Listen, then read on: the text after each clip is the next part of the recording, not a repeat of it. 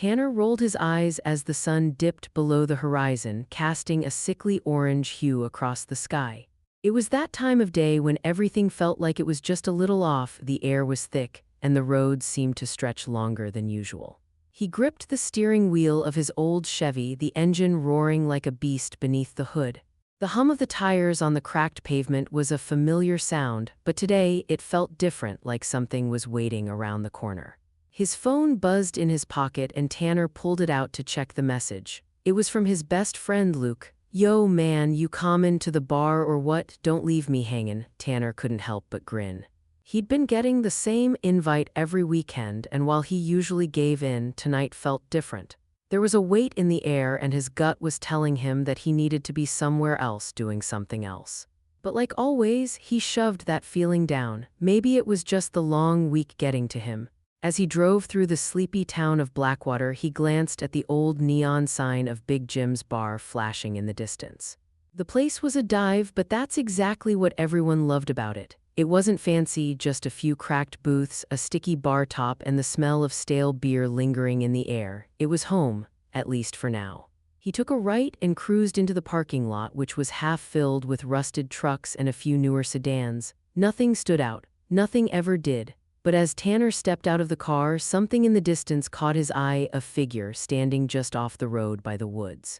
He froze for a second, unsure if his eyes were playing tricks on him. The figure was tall, thin, and dressed in black, standing still like a shadow against the fading daylight. Tanner's heart skipped a beat. It wasn't just the eerie figure that got to him, it was the feeling that hit him in the chest. Like someone was watching him. The hairs on the back of his neck prickled, but he shook it off, chalking it up to a combination of exhaustion and maybe the few beers he'd had before driving. As he turned to head toward the bar, he heard a crackling noise coming from the woods. It was faint, almost imperceptible, but then it happened again, louder, like footsteps crunching over dried leaves. He stopped in his tracks and looked back over his shoulder. The figure was gone. "All right, what's going on here?" Tanner muttered to himself, his fingers instinctively reaching for the pack of cigarettes in his pocket. He lit one, taking a deep drag, trying to calm his nerves. It was probably nothing, just his overactive imagination playing tricks, but deep down he couldn't shake the feeling that something was off. With a final glance toward the woods, he pushed the door of Big Jim's open and the familiar smells and sounds of the bar filled his senses. Luke waved from the back booth, a cold beer already in hand. "Hey man," Luke shouted, his voice thick with a Texas drawl. "You're late, what's up with you tonight?" Tanner shrugged it off, slipping into the booth next to him. "Nothing, just tired, I guess." As they clinked their bottles together, Tanner's mind kept drifting back to that figure by the woods. It was only a matter of time before it all came crashing down. He just didn't know how soon. What was that figure in the woods? Is it just a trick of the light, or is something strange going on in Blackwater? Tanner's gut tells him that things are about to get real, but what will happen next? Stay tuned. The bar buzzed with noise as Tanner and Luke drank in silence for a few moments. The jukebox in the corner was blasting some old country tunes, and the clinking of glasses mixed with the occasional shout of laughter. It was the kind of place where time seemed to slow down. Nothing changed here, not in years. Luke was a good guy, the kind of friend who'd always have your back, even if it meant getting into some questionable situations. They'd been friends since high school, both growing up in the same small town dealing with the same crap. They knew everyone and no one at the same time. That's how it worked in Blackwater. "So, what's going on with you lately?" Luke finally asked, his eyes scanning Tanner's face like he was looking for something. "You've been off, you okay?" Tanner ran a hand through his disheveled hair, taking another drag off his cigarette before flicking it into the ashtray. "I dunno, man, just feelin' weird lately, like something's wrong, you know." He shook his head, trying to shake off the thought. "I'm probably just Bane paranoid." Luke raised an eyebrow. "You sure? 'Cause last week you were fine. Now you're jumpy as hell. What's up?" Tanner didn't know how to explain it. He didn't even fully understand it himself. It wasn't just the figure in the woods, it was a sense of dread creeping into his bones. The kind of feeling that whispered in your ear when you were all alone, telling you that something bad was about to happen. "I saw something weird earlier, out by the woods. Some dude all dressed in black just standin' there like a statue," Tanner said, leaning in closer, his voice lower now. "I don't know, just didn't sit right with me." Luke laughed it off, shaking his head. Man, you've been watching too many of those ghost hunter shows. It's probably just some drunk idiot wanderin' off the road. People get weird out here in Blackwater, you know that. Tanner stared at Luke, not convinced. I dunno, it felt different, I can't explain it. Luke took a long swig of his beer, setting the bottle down with a thud. All right, all right. If it's really bugging you that much, why don't you head out there tomorrow and check it out? See if there's anything weird going on, it'll help you get some peace of mind. Tanner didn't like the idea, but it wasn't a terrible one either. He could get it out of his head by actually looking into it. Maybe it was just some crazy coincidence. Or maybe it was something else, something he didn't want to think about, but what was the worst that could happen? Yeah, maybe, Tanner replied, but there was no real confidence in his voice. Before they could talk more, the door to the bar swung open and in walked a couple of local guys Tanner recognized. They were regulars, always hanging around the pool table, acting like they owned the place. As they swaggered in, one of them, a tall, scruffy guy named Mick, noticed Tanner and waved him over. Hey Tanner, get over here, man. We're having a game, you still got those skills or what? Mick called out, smirking as if he already knew the answer. Tanner felt his heart sink a little. He wasn't in the mood to deal with Mick and his buddies tonight. But Luke nudged him with his elbow, his grin wide. Go on, man, go show them how it's done, Luke said, giving him a wink. Tanner sighed and stood up, throwing a glance back toward the door where he'd seen the figure earlier. He still couldn't shake that feeling. All right, I'll be over in a minute. As he walked across the room, Mick was already setting up the pool table, cracking open a new bottle of whiskey. The clink of the glass against the table seemed loud in the otherwise dim bar. Let's see what you got, Tanner, Mick said, sizing him up with that cocky grin of his. I'm gonna wipe the floor with you tonight. Tanner wasn't in the mood for this kind of competition. But still, something about it felt like a good distraction. The game, the noise, the laughter, it was easier than thinking about the figure in the woods, easier than thinking about whatever was out there. The first few shots went by quick, but Tanner couldn't help but glance over his shoulder every so often. The unsettling feeling crept back and he couldn't ignore it. Then, as the game dragged on, Mick made a nasty comment, followed by a taunt. What's wrong, Tanner? You distracted or something? You were always better than this. Tanner's eyes snapped up, irritated now. Shut up, Mick, you're just mad I'm talking it easy on you. But Mick wasn't finished. He grinned, took another drink, and then took his shot, sinking the 8-ball in one smooth move. Guess I win again, Mick said, leaning back in his chair, clearly enjoying himself. Tanner wasn't mad about the game. But the more Mick laughed and the more the evening wore on, the harder it was to ignore that feeling gnawing at him. He had to find out what was really going on, and tomorrow he'd get the answers he needed, whether he liked it or not. The game may be over, but Tanner's mind isn't. He's got a gut feeling that's telling him to head into the woods tomorrow, but what will he find out there? Keep reading to see what happens next. The morning came too quickly for Tanner. He'd barely slept a wink, his mind running 1,000 miles a minute. That strange feeling from the night before hadn't gone away, and every time he closed his eyes, he saw that figure standing by the woods. He tried to chalk it up to his imagination, but the more he thought about it, the less convinced he was that it was just some random person out for a late-night stroll. By the time the sun was up, Tanner was already sitting in his truck, staring at the woods in the distance. The air was cooler than usual for this time of year, and the sky had that gray, overcast look to it. It was the kind of day that made you feel like something was about to happen, but you couldn't quite put your finger on it. He grabbed his keys, slammed the door shut, and drove. There was no turning back now. The roads were empty as he made his way toward the edge of town. Blackwater wasn't a place known for excitement, but the woods that bordered it were. Some folks called it the Old Grove, a stretch of land that went on for miles, dark and thick with trees. People told stories about it, some said it was haunted, others claimed it was cursed. As a kid, Tanner had always dismissed those stories as just that, stories, but today something about it felt real. As he parked his truck near the edge of the woods, he could feel his heart pounding in his chest. He wasn't scared, at least not yet, but the tension in the air was thick enough to cut through. He stepped out of the truck, taking a deep breath of the musty, earthy smell that wafted up from the forest floor. His boots crunched against the dry leaves as he took his first step into the trees. He had no idea what he was looking for. Maybe nothing, maybe everything, but deep down he couldn't ignore the pull, the need to understand why everything felt wrong. Tanner walked deeper into the woods, his eyes scanning every shadow and every flicker of movement between the branches. The further he went, the more isolated he felt. The sounds of the town faded into the background, leaving only the whisper of wind through the trees and the occasional snap of a twig beneath his boots. It was quiet, too quiet.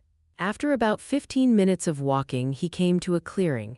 The trees opened up into a small, overgrown patch of grass, and in the center of it was a stone circle, something he hadn't seen before. The stones were large, weathered by time, covered in thick moss. They stood in a rough, uneven pattern like an old altar, as if someone had built it long ago and then abandoned it. Tanner stopped in his tracks, his breath catching in his throat. This wasn't a place he remembered. Growing up in Blackwater, he thought he'd seen every inch of these woods, but this was new. He stepped closer to the stone circle, his instincts telling him to turn around and leave, but he couldn't. It was like something was pulling him closer, like the very earth beneath his feet was urging him to keep going. As he reached out to touch one of the stones, his hand froze just before making contact. Something wasn't right. The air seemed to hum with a low vibration, a subtle energy that prickled against his skin. And then it happened. A figure, dark and cloaked, stepped out from behind one of the larger stones. Tanner's heart skipped a beat as the figure's face was revealed, pale, almost ghostly, with dark, hollow eyes that seemed to pierce right through him. "Who the hell are you?" Tanner demanded, his voice shaky. He didn't want to show fear, but his body betrayed him, his breath shallow as his hands clenched into fists at his sides. The figure said nothing at first, it just stood there watching him. And then, in a voice so soft it was almost a whisper, it spoke. "You shouldn't have come here." Tanner took a step back, his mind racing. "What the hell is this place? What do you want?" The figure didn't answer. Instead, it began to move slowly, gliding across the ground like it wasn't touching the earth at all. Tanner's instincts screamed at him to run, but his feet felt glued to the ground. It was like he was trapped in some kind of spell, forced to watch as the figure approached him with an unsettling calm. "You're not supposed to know," the figure said, its voice now louder, more forceful. "You're not supposed to see." Before Tanner could react, the figure raised its hand, and suddenly the air around him seemed to crackle. The ground trembled beneath his feet, and a flash of white light exploded in front of his eyes, blinding him for a moment. When the light faded, the figure was gone, and so was the stone circle. Tanner blinked, his head spinning. He staggered back, gasping for breath as he looked around, but there was no sign of the figure, no sign of the stones. Everything was normal again. The woods were quiet once more. His heart was pounding in his chest, and for the first time in his life, Tanner was scared. The woods weren't what he thought they were. Something was hidden here, something powerful, and it had just shown itself to him. Tanner turned and sprinted back to his truck, his mind racing with questions. What had he just seen? Who was that figure, and why had it warned him? He had no answers, but one thing was certain. He couldn't ignore this any longer. Something was wrong in Blackwater, and it was just getting started. The woods have secrets, and Tanner's only scratched the surface. But what else is out there waiting for him? Is he ready to face what lies beneath the surface of Blackwater? Keep reading to find out. Tanner slammed his truck door shut with a force that echoed through the woods. He could still feel the cold sweat on his neck as he stared at the trees, willing himself to calm down. His hands shook as he gripped the steering wheel, his mind racing a mile a minute. Everything he'd just experienced felt unreal, like a nightmare that refused to let go. But it wasn't a dream, it was real. He started the engine and tore out of the woods, the tires kicking up dirt and gravel as he sped down the narrow road leading back to Blackwater. The air was thick, oppressive, as if the very land itself was holding its breath. His thoughts were a jumble of fear, confusion, and disbelief. Who was that figure, and why had it appeared to him? The words echoed in his mind like a drumbeat. "You shouldn't have come here." The warning had been clear, but what did it mean? What had he stumbled onto? As he drove back into town, Tanner tried to shake the feeling that something was wrong, but it was like an itch under his skin that wouldn't go away. His hands were still trembling, and his heart refused to slow down. He pulled up in front of his house, parked, and sat there for a few moments, staring at the front door. There was no way he could go inside right now. He needed to talk to someone, he needed answers. But who could he trust? Who would believe him? Luke. Tanner's mind snapped to the thought, and without another second's hesitation, he grabbed his phone and shot off a text. "Hey, meet me at the bar, I need to talk." Within minutes, Luke responded, "On my way." That was all Tanner needed. He stepped out of the truck, slammed the door, and made his way toward the bar, the tension in his chest growing with each step. When he walked through the door of Big Jim's, the place was quieter than usual. The usual rowdy crowd was absent, and only a few locals were scattered around the bar, nursing drinks and talking in low voices. Tanner spotted Luke immediately, sitting at their usual booth in the back, a bottle of beer in front of him. "Yo, you look like you've seen a ghost," Luke said as Tanner slid into the booth across from him. He took one look at Tanner's face and immediately dropped the smartass grin. "All right, what's going on?" Tanner rubbed his forehead, trying to collect his thoughts. "I don't know how to explain it, Luke. You're not gonna believe me, but I need you to hear me out." Luke leaned in, his expression serious now. "I'm listening."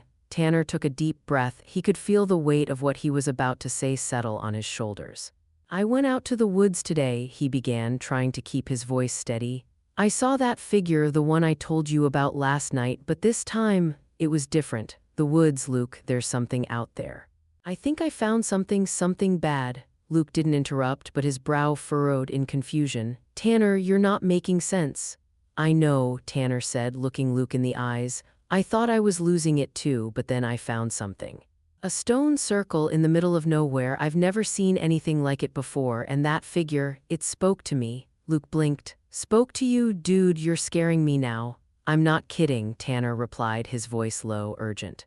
"It said, you shouldn't have come here." And then, it raised its hand and everything went crazy. The stones, the air, the ground, it all started shaking like I was in some kind of trance, and then the figure was gone. "But the stones, Luke, the stones, they vanished too." Luke leaned back in his seat, his arms crossed over his chest as he processed what Tanner had said. The room was still, the noise of the bar fading into the background. Tanner watched Luke closely, waiting for the inevitable skepticism, the "are you sure you're not drunk?" line, but instead Luke just stared at him, his face a mix of disbelief and concern. "All right, I know this is nuts," Tanner continued, "but I swear to you, man, something's wrong. The woods, they're hiding something, and I don't think it's just some old legends." Luke's eyes narrowed as he mulled over Tanner's words. "You really believe that, huh? That there's something, like, supernatural going on?" Tanner nodded. "I don't know what to believe anymore, but I know what I saw, and I can't shake the feeling that something's coming." "Something worse?" There was a long silence between them, and for a moment Tanner thought Luke was going to laugh it off, but then Luke sighed and set his beer down on the table. "All right," Luke said, his voice serious. "If this is really what you think it is, I'll help you, but we gotta be careful, man. The last thing we need is to get wrapped up in something we don't understand." Tanner stared at him, grateful but still shaken. "What do you mean?" Luke leaned in closer. "I've heard stuff, rumors, old-timers in town talk about the old grove being more than just woods. They say there's power out there. And it's not the kind of power you want to mess with." Tanner's stomach churned. He'd heard the rumors too, but he'd always written them off as nonsense, old superstitions, but now it felt like the rumors were too real to ignore. "So what do we do?" Tanner asked, his voice barely a whisper. Luke looked him dead in the eye. "We find out what's really going on together." What did Luke mean by power out there? Could the rumors about the woods be true? Tanner's just starting to unravel the mystery, but is he ready for the truth? The tension is only building. Tanner sat in the booth at Big Jim's, trying to process everything that Luke had just said. Power, rumors, old-timers. For a moment, he almost wanted to laugh it all off, like it was just another one of those small-town tales, the kind people tell when they've got nothing better to do. But after everything he'd seen, everything he'd felt in those woods, it didn't feel like some fairy tale anymore. It felt real, and whatever was hidden in the old grove was way more dangerous than he ever imagined. Luke broke the silence, tapping his fingers on the table. "So what now?" Tanner didn't have a solid answer. What were they supposed to do? Wander deeper into the woods, wait for the next strange figure to show up? His mind was spinning, but one thing was clear: they couldn't just leave it alone. Something big was happening in Blackwater, and if Tanner didn't find out what it was, he had a feeling it was going to consume everything and everyone he knew. "We go back to the old grove," Tanner said finally, his voice steady despite the storm of doubt raging in his chest. We need to find the stones again, see if there's any way to figure out what the hell's going on. Luke raised an eyebrow. You're serious? I'm not backing down, Tanner replied, determination creeping into his tone. I saw something, Luke, and I can't just forget it. We need to know what we're up against. Luke nodded slowly, his face set in thought. All right. But we need to be careful, man. I don't know what kind of power we're messin' with, and neither do you. Tanner felt a lump form in his throat. He had no clue what kind of power was out there. But whatever it was, he knew it wasn't going to leave Blackwater alone. And if he didn't get to the bottom of it, there was no telling who or what would be next. After a few more minutes of talking in low voices, the two of them stood up and left the bar. The evening was already creeping into night, and the town was quieter than usual. The streets were practically deserted, with only a handful of lights glowing from windows of the houses that lined the road. Tanner hopped into his truck and Luke slid into the passenger seat. The engine roared to life, and as they drove out toward the old grove, a heavy silence settled over them. Luke glanced over at Tanner, who kept his eyes fixed on the dark road ahead. You really think we'll find something? Luke asked, breaking the tension. Tanner hesitated before answering, I don't know. But I'm not walking away until I do. The truck rumbled along the dusty road, and soon the lights of the town faded behind them. They passed the familiar landmarks, the old mill, the abandoned gas station, until they reached the edge of the woods. The trees loomed ahead like a wall of darkness, the kind that made your stomach churn just looking at it. Tanner pulled off the road and parked the truck in a spot that was far enough from the edge of the woods to be hidden, but close enough to not have to walk too far. He turned off the engine, and the sudden quietness of the night pressed in on them. Ready? Tanner asked. Luke didn't answer immediately. He just nodded, his face set with a mix of anxiety and curiosity. Together, they stepped out of the truck and into the woods. The air was colder now, and the wind rustled through the trees, carrying a strange, almost ominous hum. The darkness seemed to press in around them, making the trees appear like towering giants watching them as they moved. Tanner's heart raced, but he tried to push the fear down. He'd made it this far, and he wasn't about to turn back now. They walked deeper into the woods, their footsteps muffled by the thick layer of leaves and moss on the ground.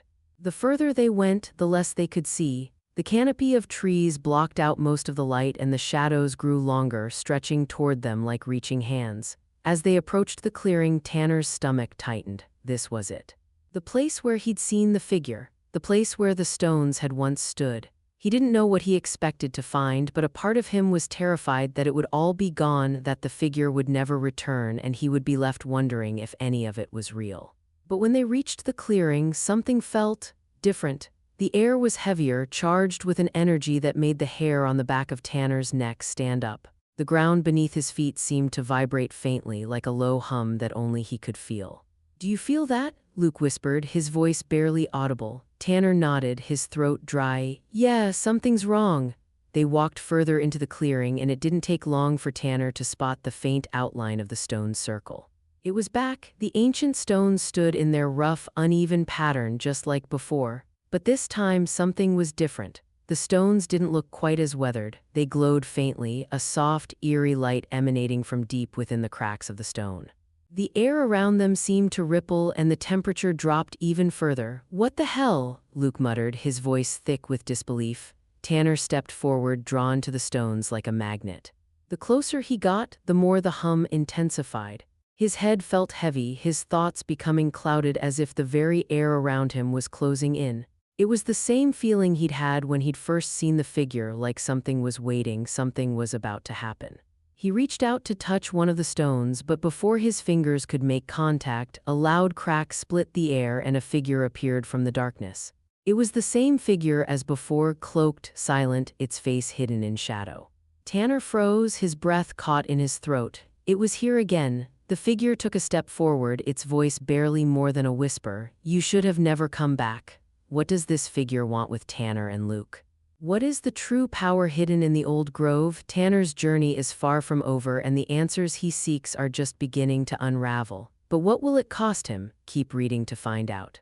The figure stood motionless, its presence filling the clearing with an overwhelming sense of dread. Tanner's heart raced, and he could feel the blood drain from his face. There it was again, that same feeling he'd had before, the feeling that something was watching him, waiting. It was like the world around him had gone silent and the only thing left was the figure standing before him. Luke stood frozen beside him, his mouth slightly open, unable to look away. The figure's cloak billowed ever so slightly, though there was no breeze. It was as if the air itself had stilled, focusing solely on them. "You've returned," the figure's voice rasped, low and haunting. It wasn't like anything Tanner had ever heard before, soft, almost delicate, yet laced with a power that made his skin crawl. "But you don't understand what you're dealing with." Tanner opened his mouth to speak, but the words caught in his throat. All he could do was stare at the figure, his hands trembling at his sides. His mind screamed at him to run, to get out of there before things got worse. But for some reason, his feet were rooted to the ground, as if something or someone was keeping him here in this moment. The figure tilted its head as though it could read his thoughts. "You want answers, but you're not ready for them. No one ever is." "Who are you?" Tanner finally managed to say, his voice hoarse. He knew that the question was pointless, that he wouldn't get a straight answer, but it was all he could think of. The figure remained silent for a long time, its hollow eyes locked on Tanner's. "I was once like you, lost, searching for answers. But what you seek, it will consume you." Tanner took a deep breath, trying to steady himself. "What are these stones? What is this place?" The figure took a slow step forward, its cloak swirling around it like an endless shadow. "The stones are an anchor," it said softly. "A binding. They keep the power contained, but only for so long, and when they are disturbed, when the barrier is weakened, the darkness will return." Luke shifted beside Tanner, and Tanner could feel the tension in his friend's body. Luke's voice broke the silence. "The darkness? What are you talking about?" The figure's lips curled into a faint smile, but there was nothing comforting about it. "The old grove was once a place of great power, long before your time. But that power was corrupted, and when the binding was put in place, it was done to keep the darkness from spreading, from consuming everything in its path." Tanner's chest tightened as the figure's words sank in. The woods, the stones, the figure itself, it was all connected. But what did it mean? What was the darkness the figure spoke of? "What do you want from us?" Tanner demanded, feeling a surge of anger mixed with his fear. "Why are you here?" The figure's gaze shifted toward the stones, the faint glow intensifying as it did. "I'm not here to make demands. I'm here to warn you. You have awakened something that should never be awakened. The barrier is weakening and the darkness will rise. You must choose, leave now and forget everything, or stay and face the consequences." The wind howled through the trees, its force suddenly picking up, but the figure remained unaffected, standing as if it were part of the very earth. The energy around them pulsed like a living thing, vibrating the ground beneath Tanner's boots. "Leave, and live your life in peace," the figure continued. "Or stay and understand the price of knowing the truth." Tanner's mind raced as the weight of the decision pressed down on him.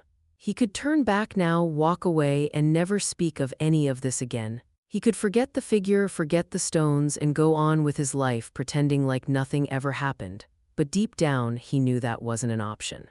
"What happens if we stay?" Luke asked, his voice almost a whisper. The figure's eyes gleamed in the dim light. "If you stay, you will have to confront the darkness, but be warned, it has a way of twisting those who seek it.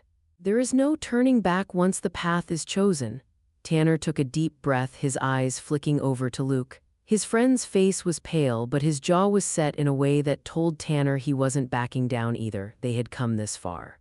There was no going back now. They needed answers, no matter what the cost.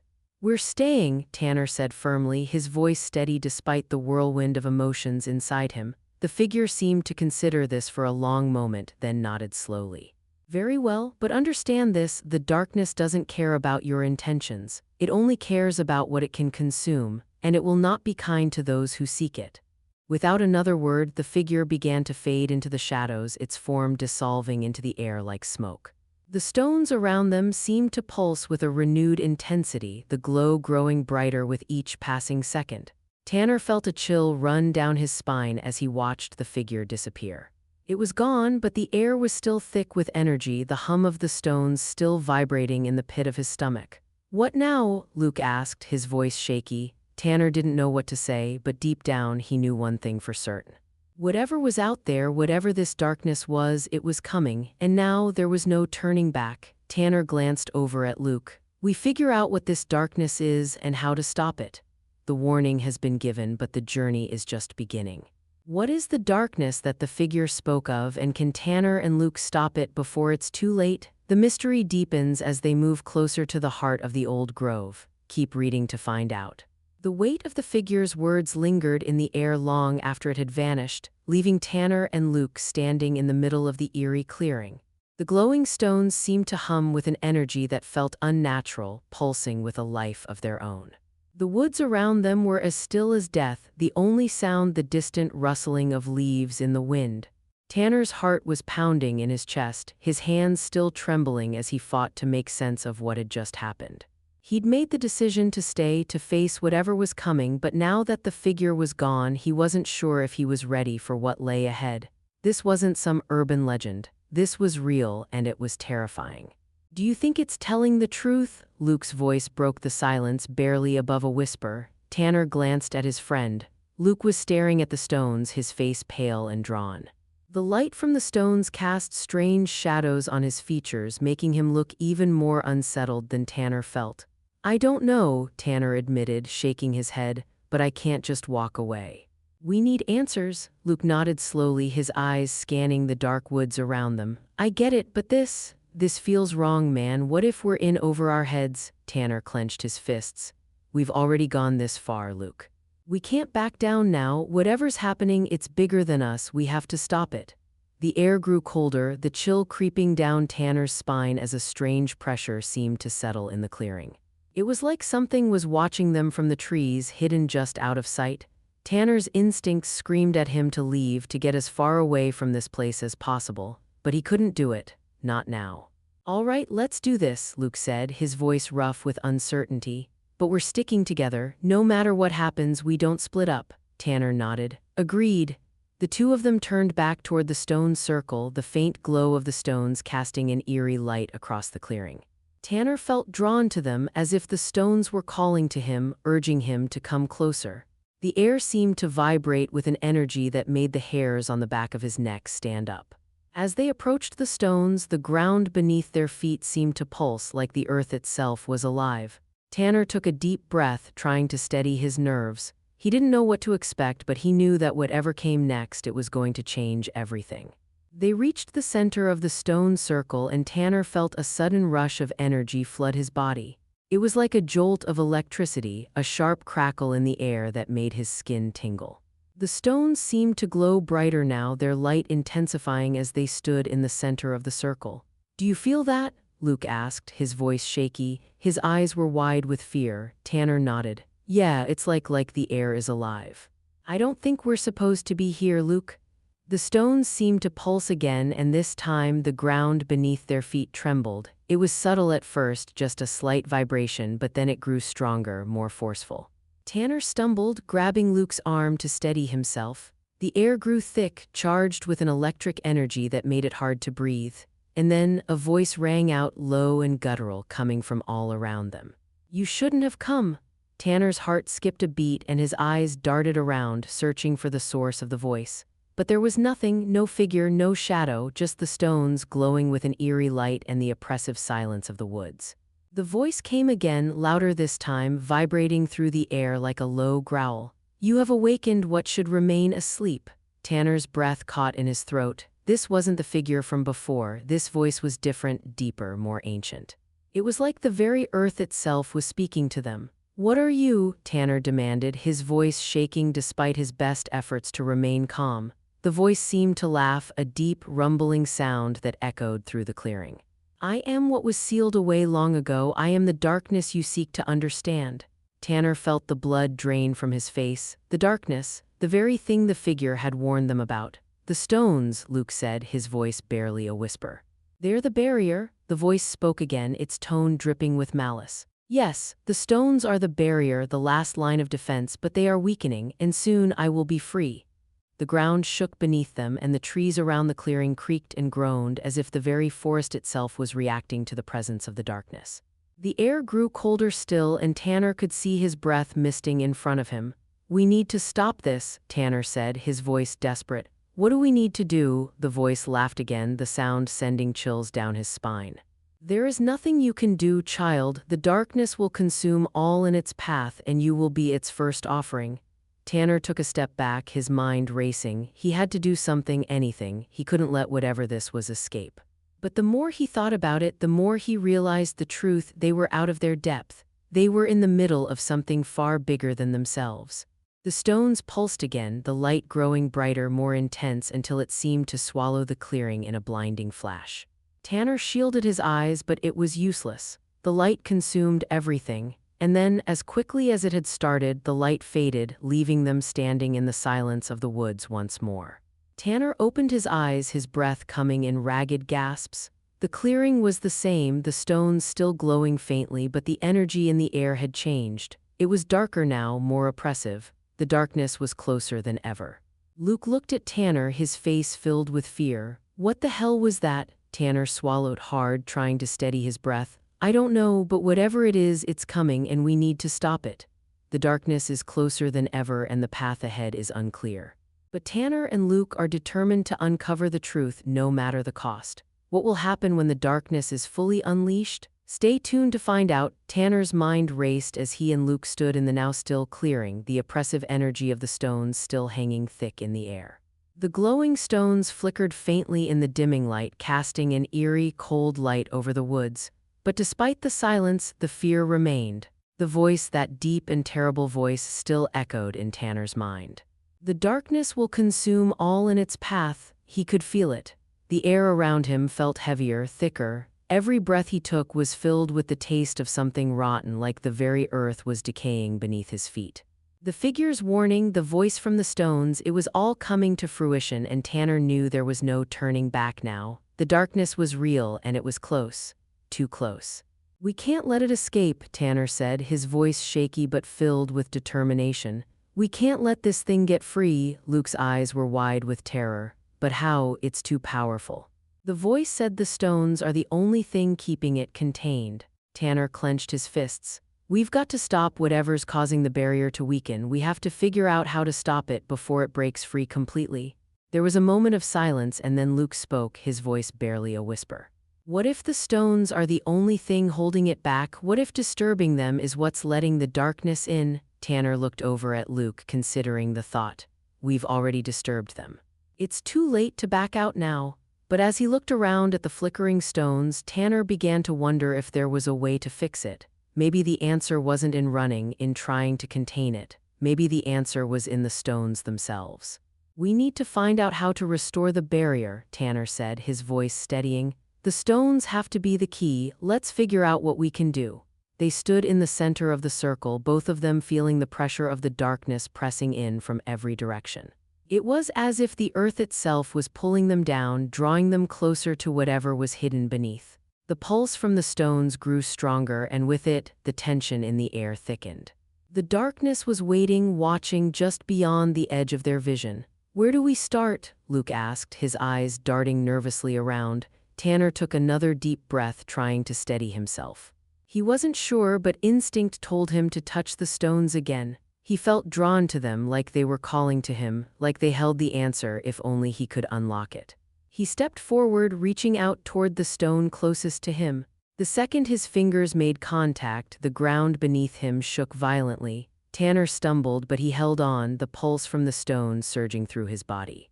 The air around him crackled, electricity sparking in the air. The voice, that same deep, guttural voice, boomed again, louder this time, its presence filling every inch of the clearing. You cannot stop it, it is already too late.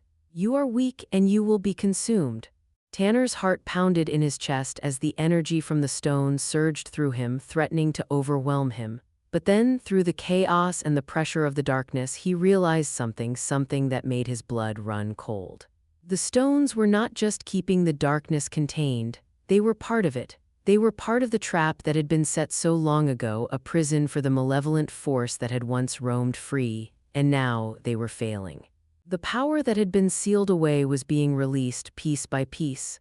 Tanner pulled his hand back, shaking. Luke, I think we've been wrong about everything. The stones, he paused, his mind racing. They're not just the barrier.